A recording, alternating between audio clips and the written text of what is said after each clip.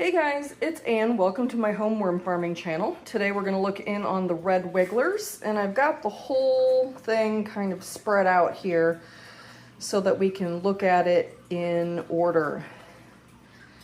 Right here, what we have is the top, which in the way that I do it, this is my pre-harvest tray. You can see where the worms have pulled out, pushed up to the top all the pumpkin seeds, etc. that they didn't want. And then looking at the next layer down, this is where it was fed last time. There's not very much left in there. And then this layer, the third one down, has never had people food at all, and yet it looks pretty done too. Going down to the next level down, you can tell that there's still quite a bit of bedding in here. Even though, you know, it hasn't had any people food, looks like it's making a little bit of progress there. And then there's the very bottom layer that is just bedding, and you can tell hasn't made a whole lot of progress. Looks like all of this could actually use a little bit more moisture. It's been super hot here for the last month or so, and even though I have been watering this bin, this area up here is poorly air conditioned and probably is a little bit hotter than the rest of the house. So let's take a look at that pre-harvest part over here, and then we will see, is it ready to harvest? I am 100% sure that it is going to need probably some sifting or something. So I'm just literally just gonna move that over. Anything on the top that the worms have moved is what I'm gonna take out of it here, or at least as much as I can. A little isopod there. Somebody was asking me about those, and they wanted to know how I sift those from the castings. And I don't. Basically, whatever's in the castings, because I try and do the migration method, normally by the time I harvest, there's not a whole lot of anything left. And you can see here, there's not really running into any worms. There's a couple of isopods that are probably still hanging out eating on those seeds. But I'm willing to bet the worms have gone elsewhere. And I think, yeah, I can harvest this and start a new paper tray today. So then moving down here to where it was fed last, the moisture is much, much higher. Almost a little muddy.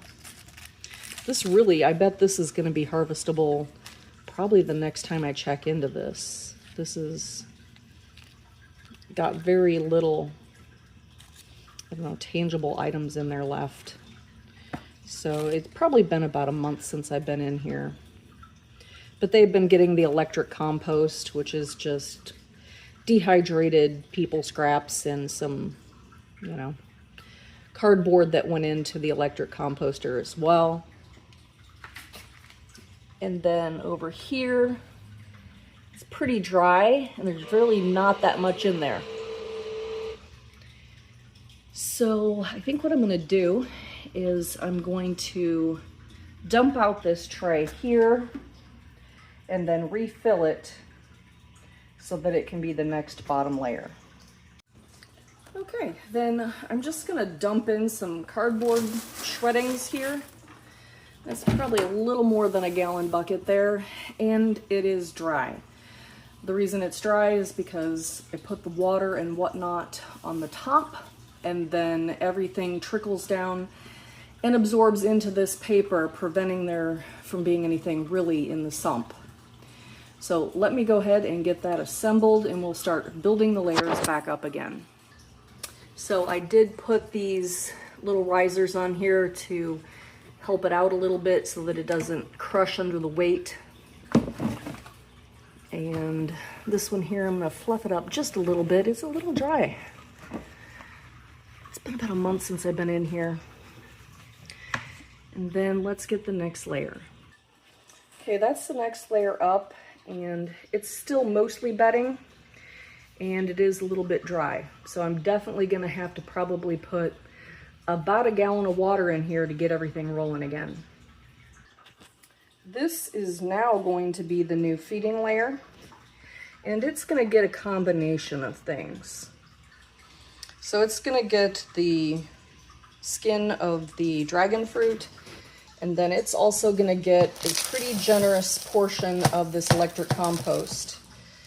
Now, some of you can see, I don't know how well you can see, but I had to change out the filter on that electric composter, and it's just activated carbon. Let me know your thoughts if you think this is a good idea or not to put this in the worm bin. It's never been an issue. I've never done it before, so I don't know if it's a good idea or a bad idea. We'll see. We'll find out. It's just one more part of the electric composter I haven't done before. That filter media lasted about 8 months, and I use it almost every day. All right, then let's put the pre-harvest tray, the new one, on top again. Now this one's not going to get any food. It is just going to be allowed, the worms will come out of this and drive down into the area where the new food is. Now let me get them some water. Okay, so the remainder of the cat bowl is going in there, and then this should round out the gallon. And I know this looks like a lot, but you saw how dry those lower levels were. So in the long run, it's really not going to be that dry. So let me know your thoughts. It's actually pooling a little bit. That's concerning. It'll straighten itself out. I have faith.